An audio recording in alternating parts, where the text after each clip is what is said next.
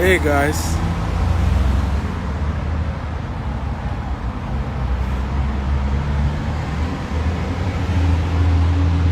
how are you guys doing today?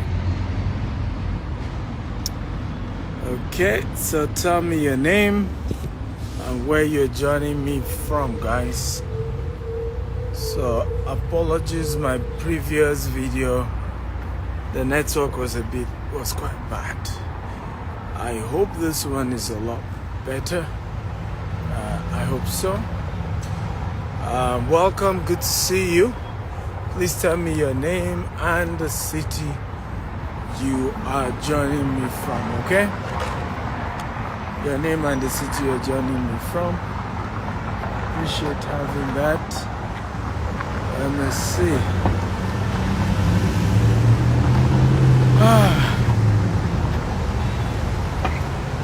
Let me see who is here.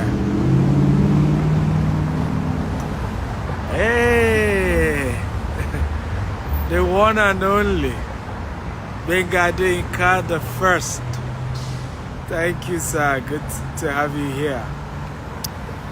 Bosun, doing pretty good. Chibere from Lagos. Who else is here? Tell me your name and where you are joining me from.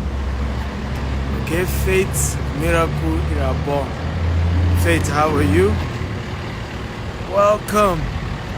So, today I'm talking about invest today and enjoy luxury tomorrow. Okay, invest today and enjoy luxury tomorrow.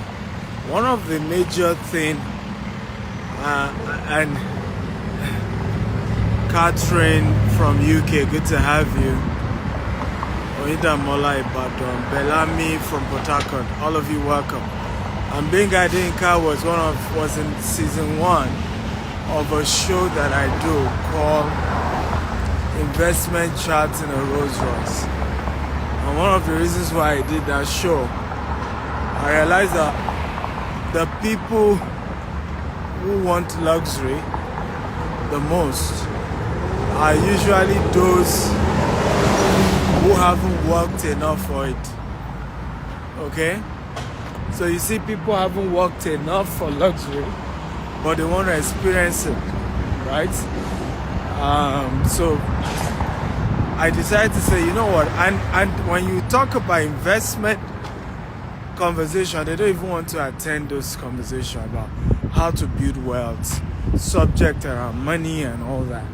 So we started a show called Investment Chart in a Rolls Royce, and he was gracious to be one of our guests and wanted people to understand that luxury is possible, success is possible, but you have to understand that you have to pay the price.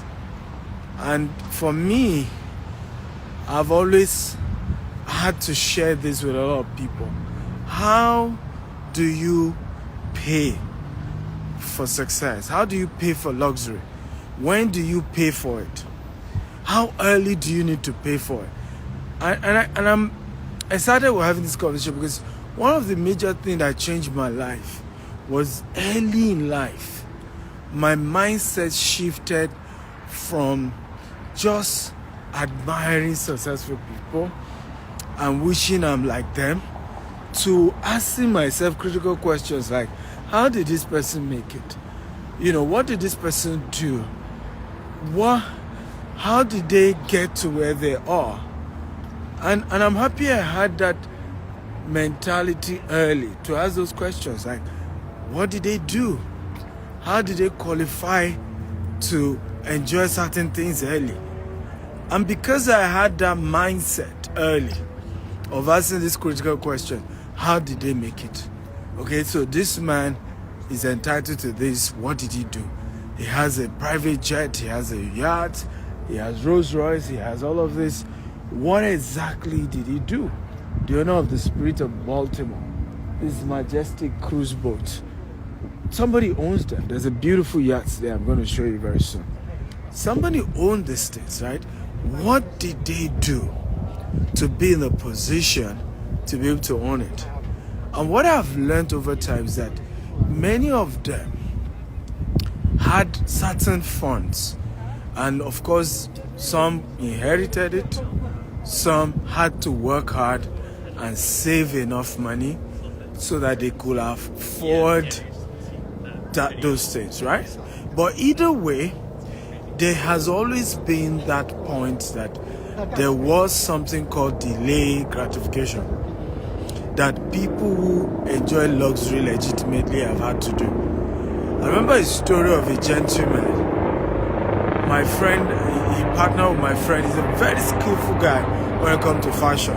Extremely skillful. Can you guys hear me, by the way? If you can hear me, type I can hear you. I love a very interactive class. I love a very engaging class. And so I need you guys to engage and talk, and let's have a great conversation today, okay? So if you can hear me, just type I can hear you, and feel free to share this video with your friends and invite a lot of people to join us as well in this conversation. Feel free to comment and contribute to the subject matter, okay? So this gentleman partnered with my friend in Dubai and set up his fashion, showroom. Okay, thank you all. I can see you can hear me. So he set up his, fashion business.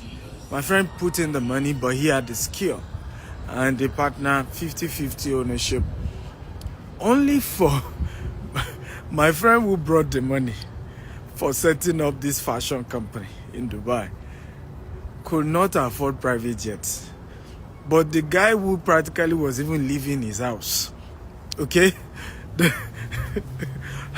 and did not even drop money to set up this company, suddenly he started seeing the guy in a private jet. And at that point he started wondering what's going on here.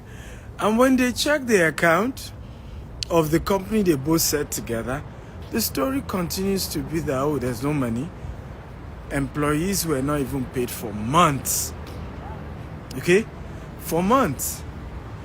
Only for and there's, I'm sharing this story for a reason, because some of the most hardworking human beings I've ever met are Nigerians. Some of the most creative, skillful guys I've ever met are Nigerians. Okay? But lack of patience is one of the reasons why many of us run into trouble. We just are not patient to trust the process. Right? There is that tendency to want to cut it short and hasten the whole process and just not understand that success is a process.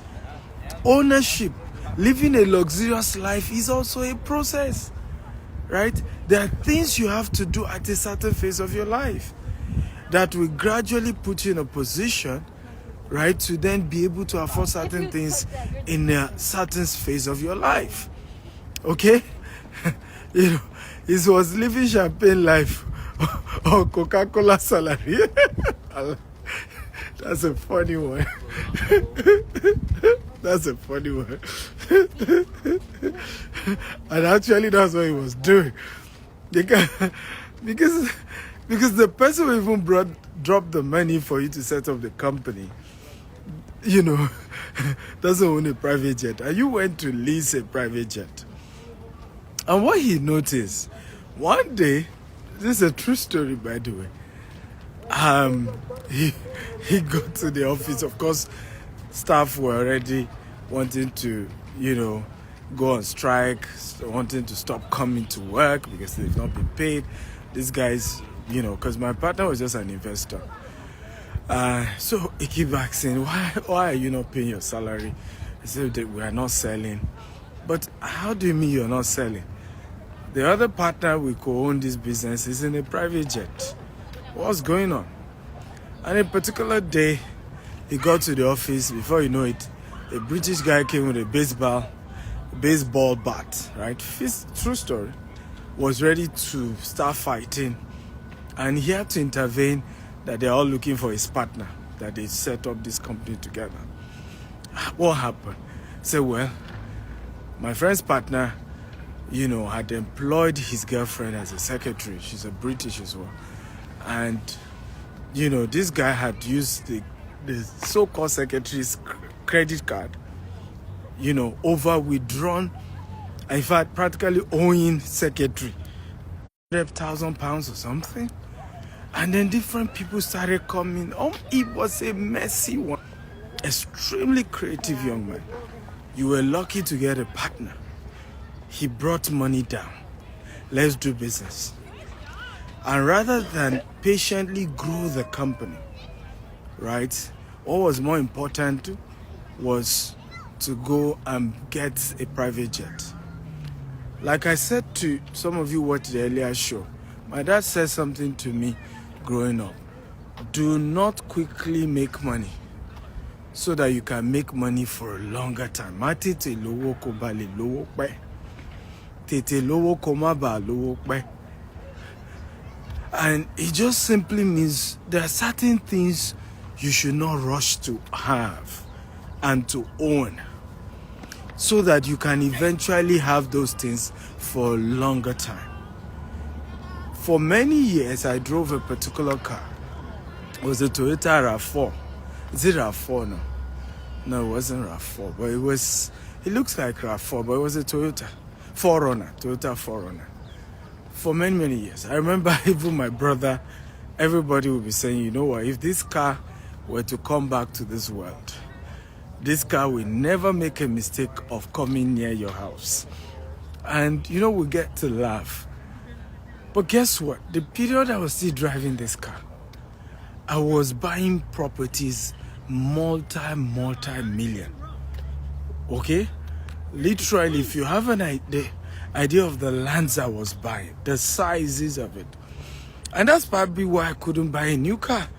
I was under pressure, to pay for the lands that I was acquiring. So getting a new car was the least of my concern. I was building an empire. Okay? And so I needed to prioritize. And this is where we make mistakes. It's not about how far, it's about how well. You must know that there is a phase of your life you must just keep investing. People wouldn't know. Some people even be pitying you, thinking something is wrong. I remember a story of one of my clients who, was sharing with me. He used to work with Lagos State government. And he resigned, he set up a school, massive school in Ogun State. Massive school. When I say massive, it was a massive school that he set up. And I remember the story of, one of those days we got talking, and he was sharing with me how his friends, he's even ashamed to go and, visit most of his friends that they were together working, in Lagos State. I think he resigned maybe as a PAMSEC or something, but it was quite big. Because now he's lost weight. Because he had to buy school bus, okay, for the school he owns. The brand new type of cars he used to drive. He had to substitute all that for school bus. Okay? He substituted all of that for school bus. And, readjusted his life in a very, very reasonable way. And when we got talking, I said, do you know, sir, that your mates he said some of them, when they even see him, they say, Hashiko Sinkon, and when they miss Sheko Sinkon, it's because we used to know you when you were working with the government, you have this extravagant lifestyle. Now you've left to go and start your business, you look as if you're struggling. And I remember saying to her, I said, but you and I know you are richer than all these people, that are even worried that Sheko Sinkon, hope you're okay. You are way richer than them. The reason you don't look it is because you are reinvesting every money you're making to build this particular group of schools that you are building, this massive empire. And I remember saying to him, I said, 10 years from now, some of these your colleagues will come and beg you for a job. Okay? And some will claim it was the devil that made them to suffer. and not to be in a good position. Meanwhile, in reality, what happened was that they did not invest early. The season they were supposed to invest, the season they were supposed to take a risk like he was doing, he started buying land, started building schools. They were not investing. And in their latter years, your own life will not be okay. And that was what started happening to him, because after a while, his life started getting better. Today, I'm seeing him in Barcelona. I'm seeing him in this. True story. Things have changed. He's always on vacation with his wife. and of course, the people who used to mock him, okay, are not able to afford the lifestyle. So again, luxury, if you want to call it luxury, because luxury is actually is a function of what you want to call it, really, because what you call luxury sometimes is not luxury for some people. For example, for me now, a private jet is not luxury for me. It's a logistic tool, because I travel a lot, as you know. I'm currently in Maryland. On Friday, I'm finishing my event in Maryland, immediately leaving for Atlanta, Georgia. Next week, I will leave Atlanta for Houston, and also from Houston, I will be going to Singapore. From Singapore, I'm going to London. From London, so you can see my itinerary. So having a private jet makes my life easier, my movement easier. But the point is this, and this is very important that we take note of it. There's a phase of my life that I was driving a very rickety car, and some people were thinking something was wrong with me. But today, the same people know that there was nothing wrong with me. It was a season I had to invest in buying more land, in investing in properties, and today I'm reaping the fruit of that struggle, that tough investment that I made. But the benefits are there, because some of the property I bought for $500 are worth over $50,000 today. And if I didn't take that sacrifice to say, I'm going to buy this, even the $500 wasn't easily available, but I prioritized it. I was living in a very far neighborhood. I remember getting a mail, because I had my office in Ikeja. Are you learning, by the way? Let me be sure we're learning, so it's not just I'm talking. Are we learning from this? If you're learning, type I'm learning. I love a very interactive crowd. It helps me to know that you can hear me, and help me to know that what I'm saying is adding value. If you are hearing me, kindly share and get more people to come learn. And so today, the sacrifices of buying land in those days, right, and being seen as your head is not correct. Some clients will even buy the land from me, okay, and later come back and say they wanted their money back. And if we hesitated in paying back their money, they are going to shout that we were scamming them. These were all I went through. Today, the same people are calling back. The same people are calling back. And I heard the land I bought and I asked for refund. I heard the land is now worth, it's now worth X amount. It was people that were telling me, you people were kinikon, I'm sorry. I'm not angry. It was your opinion and you are entitled to it. And so in the journey of living a life of investment, people will mock you. People will think something was wrong with you. Yeah, we used to have our office in the Ogba. My office was in Ogba. I had one also. My first ever office in Lagos was in Ikeja, Nuruddin Street, off Anifowoshe or Akinremi or something.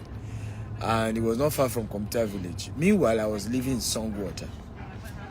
Yet, my office was in Ikeja. And why was I living in Songwater? The cost of renting a house in Ikeja as well was way too much. It was going to be too expensive.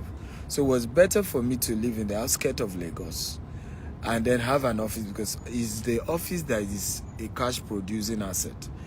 the house I live in is not a cash producing asset, it's a liability. And a lot of people don't even understand that. We don't understand the difference between an asset and a liability. We don't understand the difference between, putting money into a source of cash generation, and that certain things that we put money into are not an asset. Your house that you live in is not an asset.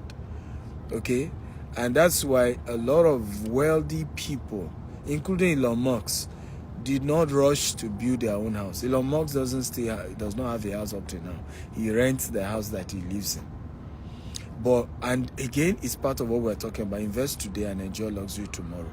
And you ask, why is Elon Musk still living in a rented apartment? For him is that at his level, the kind of house he's likely to live in, is probably going to build it for 50 to 100 million.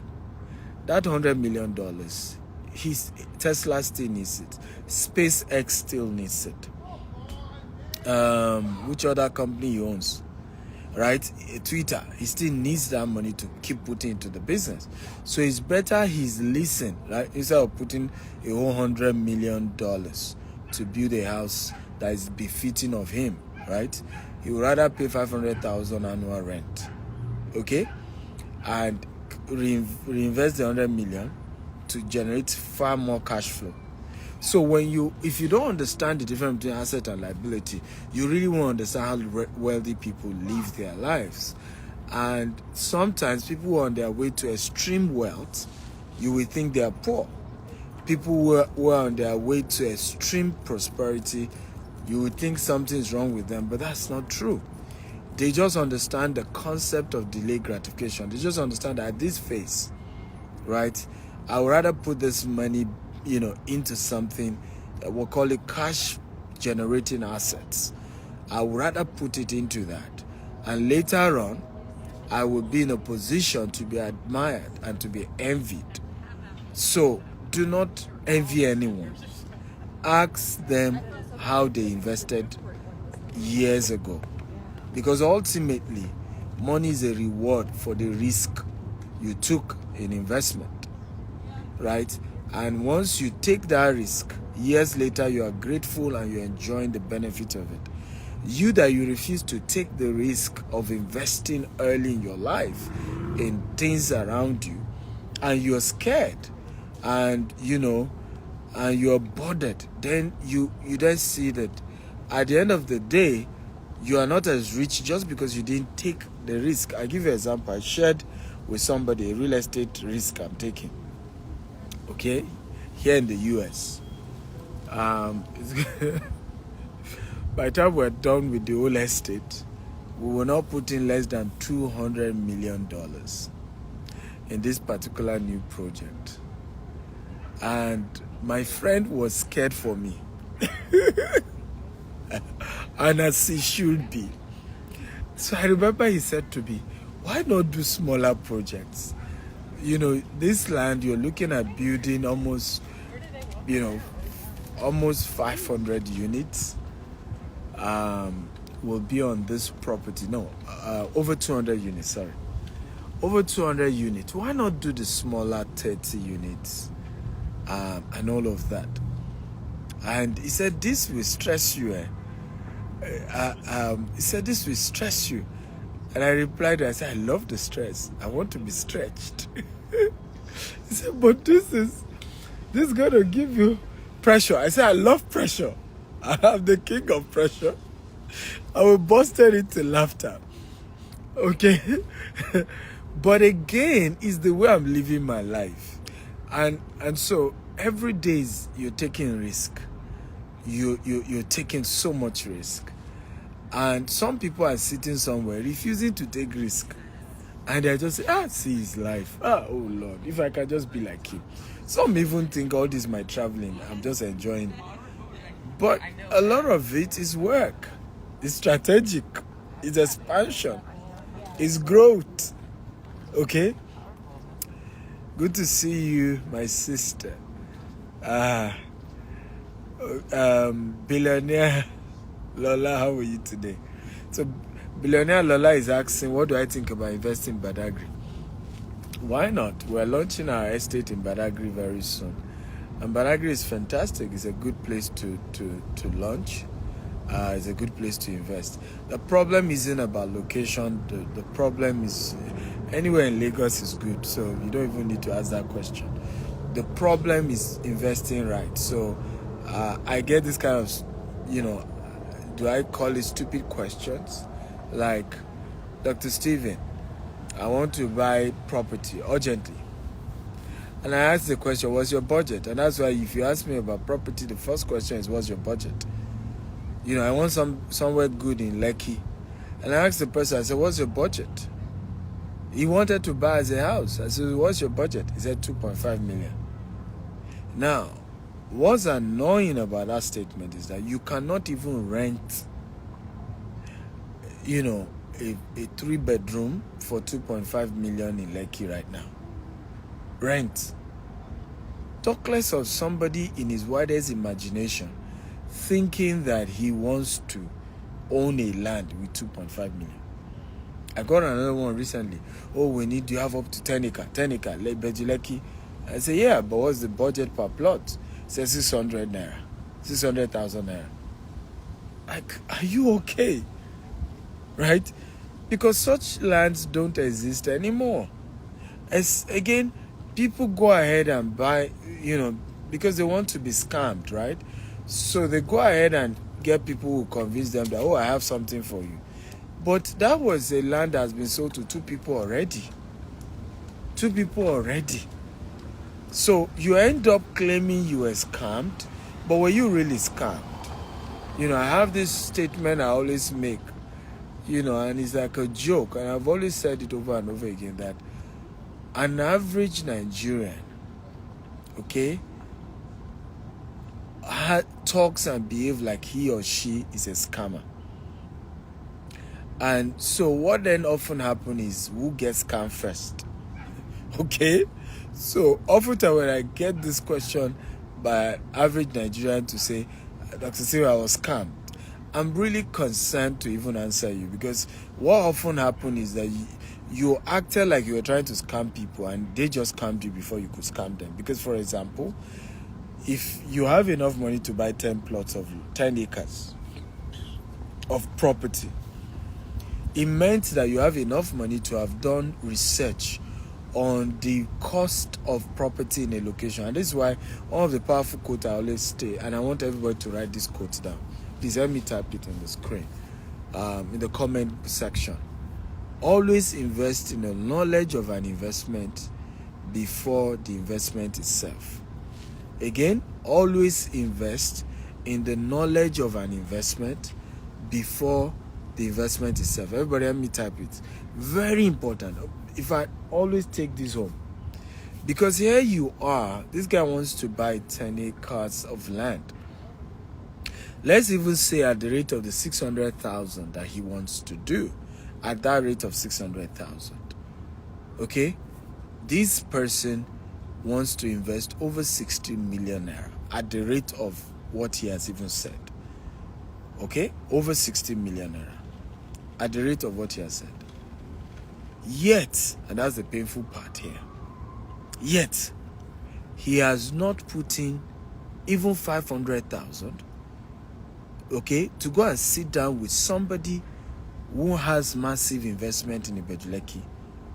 Right? Just say, hey, sir, here's 500,000 just to book a 2-hour with you, and I want to ask some questions. So I want to set up my estate in Ibejuleki. Okay, what are the price range in that location? What location do you advise I buy? Just ask basic questions. We will not do that, right? We'll carry the entire 60 million and say, yes, we have money, and be bragging up and down, I want to buy, 10 acres. You eventually find yourself with somebody who's ready to scam you, okay, and claim he has given you a land. At the end of the day, you've just been scammed. And so you come to the public and, and make a lot of noise. Oh, I don't trust anybody again. I invested in Nigeria and they scammed me. But in reality, weren't you trying to scam people? Because anybody who is thinking of setting up an estate in Bejuleki already knows how expensive properties are going for in Ibejuleki. So you wanted to buy for 600,000 and then go ahead and be selling at 10 million, right? And you think somebody will be kind enough to sell to you for 600,000? Why the real cost of value in that place, is 10 million and above. So let us wake up, ladies and gentlemen. The one of the best way, and I say it over and over again, to avoid losing money. In fact, when people tell me, how do I avoid losing money? Okay, how do when it comes to investment? My answer is simple. The only known and proven way to manage risk when it comes to investment is from someone who has already taken that risk before. That's all. That's the only. Naturally, what that then does is that you have limited the risk, because the person will give you an idea of what is likely to happen, of what you are likely to face, of the situation of things within that axis, okay, of the typical issues that occur, and that naturally reduce your risk. Okay? I hope you've learned something, guys. If you've learned something, type I've learned something, I've learned something. So for the rest of today's conversation, I'd like to make it a Q&A. So if you have a question for me, feel free to ask your question and I will answer you. Okay? Because I still have a long journey to go. So let me show you. Like I told you, I love to do my work. I'm still going to go down there. Hopefully there should be a bridge. I hope my journey I'm not going to regret it. I'm hoping that I can see a bridge to cross over to this side, but I'm not seeing any. I need to go to the other side and turn back. Okay, so okay, I'm happy that you guys have learned something. So if you have more questions for me, feel free to ask me your questions. Okay, feel free to ask your questions. Agbanoki, good to see you here. How you doing? Richie says weekend program still going on in Baltimore. Yes, it's on Friday by 11 a.m. So those of you in Baltimore, we're gonna have a great time to Baltimore. 11 a.m. in the morning. I can't wait. We're gonna be having a wonderful time together with me. 11 a.m. on Friday. So yes, we're gonna have a great time. So let me take the first question today. Osayoge Effort says, which is more lucrative, house flipping versus land banking? Good question. So property flipping is it's a whole different ball game, different business model. And I don't think when it comes to real estate, there's such a thing as which one is more lucrative. I just think that each one is different. Each one also is a function of where you are, at what level, and your kind of appetite and reward that you're looking for. So I give an example. Your profit margin on property flipping is little, but you can replicate it faster. So for example, in a calendar year, you can do from 4 to 6 flips in that year, right? And let's say your profit margin is between 15 to 25%. Okay, that means that in one calendar year, you potentially will have made between 60% to 100% of your money back, right? So you can see that. Of course, potentially, don't forget that. But in the case of land banking, however, the flipping there has a lot of a struggle. First of all, it's very capital intensive, because you need to have the money to buy the property, you need to have money for the renovation. So it's quite capital intensive, and also takes a bit of your time, because now you have to follow up with contractor that is handling the project, and you are hoping he gets the approval from the city, and that the city doesn't drag. That's why if you're doing that in a place like US, the process can be very cumbersome, right? So in particular approval phases and all that. So that's that for that. Now, in the case of land banking, it's less demanding, because if you buy the land from the right source, particularly the type we do at GTEX Homes, we are like not just the person you're buying property from, we're also your property manager. We fence the property around, we have security people on site, we do everything to make sure the whole place is well protected, right? And based on that kind of structure that we run, it's important to know that, you are quite safe, right? And you don't have much work you're having to do. However, it takes a longer time for the return on investment to occur. You can't do land banking and think that in 1 year you are getting returns. You are looking at between 5 to 10 years. So again, it's a function of, what's your appetite? How long do you want your money back? How patient can you be? So it's difficult to begin to say, which one gives you more versus which one, because again, it depends on who you are, it depends on the capital you have, it depends on, your own investment appetite as well. I hope I've answered you. The second question is from Mr. Bonner _G. If you're making less than $1 million a year, can you invest in real estate, or what can someone invest in? Beautiful question again. Remember, we're doing Q&A for those of you just joining us. So if you have a question, you can feel free to type it and I'm going to give you an answer. Very good question. So my advice to someone earning less than $1 million, so that's between $500 to maybe $800 a month. A year, in fact, I think he said a year. That's very low. But my advice is always that you, number one, look for a way to make more money. And the way to make more money, and hear this very well, and I want to be sure I'm giving you good advice. Way to make more money is not necessary to quit your job. Okay? The way to make more money is to learn a high-paying skill. Okay? Can everybody type high-paying skill? So there are certain high-paying skills that your ability to get them reposition you financially. So I give you number one that I love and I do more is selling.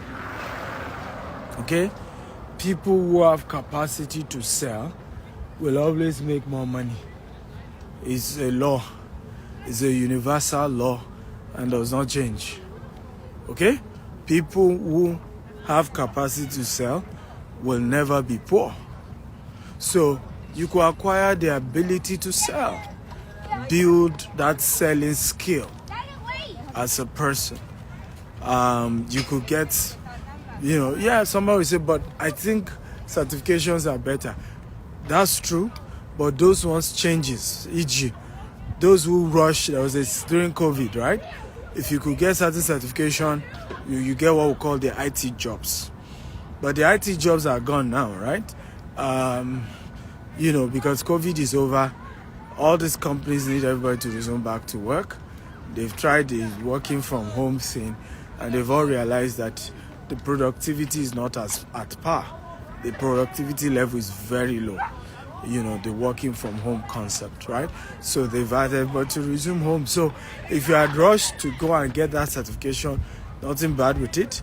But as of now, you practically will be jobless because things have changed again. And that's no longer the yardstick anymore. So we're in a world, we're in a fast moving world, right? Things change quickly, but there are certain skills that will always be needed. Selling skills. So if I were you, I improve my selling skill, and I'll partner with an owner of a product, and I'll look for the people who want to buy such product, and I'll start making more money. I'll make the difference. I get commission. And that's how I started real estate, actually. I didn't start as a developer. I started as an agent, being the middleman.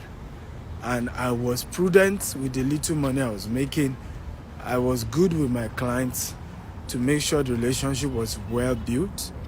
And when it was time for me to start doing my own development, I built enough reputation to be able to do it, and enough people had trusted me and were willing to do business with me. So for me, that's the way, that's my advice as to how to go about it, okay? I hope it makes sense. If it makes sense, type it makes sense. Prince Will says, thank you, doctor.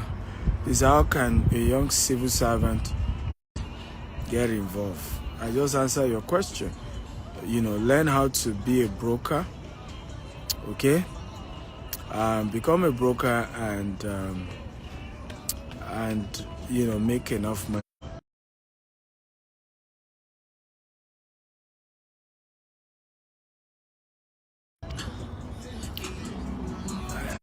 You have to spend money on advert. I realize one of the reasons why a lot of realtors don't make money.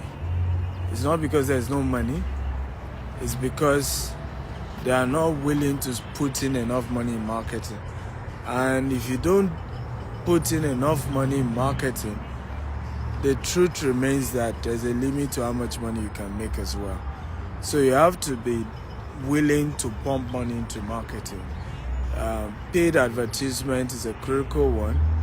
You have to be willing to put money into paid adverts for you to get good money out of it. So yeah, that would be my own tip. Another tip is to also leverage on those who have built credibility while you are trying to build credibility, right?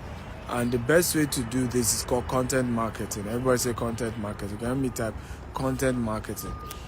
So for me, one of the concepts I did was to always look at it and say, who are those who have built credibility that I can then use content marketing for us to teach, and in the process, naturally, I become the go-to person. Because one of the things I've done with my business is that I didn't just become that guy that is successful selling real estate. It's one of my biggest, strength.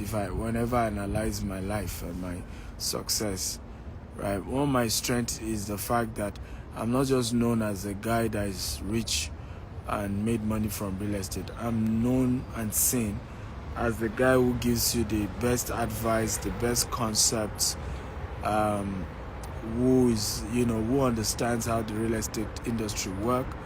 I'm known as the thought leader who can guide you, on how best to invest, when to invest, how to get good returns. So that whole approach to it has helped me to get even, what money can buy. Good name, out there. And that's also important in the business. So look for people who have built credibility and use content marketing to push your brand. Seed of Gold says, sir, how relevant is sweat equity in real estate? Well, as relevant can be. Okay, relevant as relevant can be. But it's usually from the perspective of marketing, right? Your sweat equity is only as important as the funds you're able to bring into the deal. So don't go about telling people you've brought in sweat equity when you haven't brought in liquidity, right? Real estate is a cash business. It's about the money, it's about the cash. And so if you want your partner to respect your contribution, gross, you have to bring You have to bring liquid to the table. So I always advise that whatever it is you're trying to do or you claim you are doing or you are adding, always ask yourself that simple question. What cash capital or cash have I been able to inject into the deal? Okay? Nancy Valentine says, what happened in the house? Okay? Well, by now you should know what happened. Richie K Entertainment says, what is the minimum capital to invest in real estate? There's no such question. Such question doesn't exist. Minimum capital. There's really no such thing as minimum capital. All right? Because it depends on where you are. It depends on what location. We do real estate all over the world. Nigeria, Dubai, US, UK. So, different environment, different location. We're expanding out to Ghana, Uganda, Kenya, and other parts of the world as well. So, no such thing as minimum investment. And I get all that question all the time. There's no really there's no such thing as what's the minimum investment. Okay, what do you have? And that's one of the things I love about real estate as well. You can always start from where you are. Okay, always start from where you are. If you can't afford, coming from the angle of being a broker. Okay, coming from the angle of being a broker, and see what you can do from that angle. Because ultimately your network determines your net worth. But everybody can come in from at whatever level. If you can't even own a full house, do land banking. Buy the land and keep it for a while. But there's always somewhere you can start from. And everybody can start somewhere and work their way to the top. Let me see if I have more questions.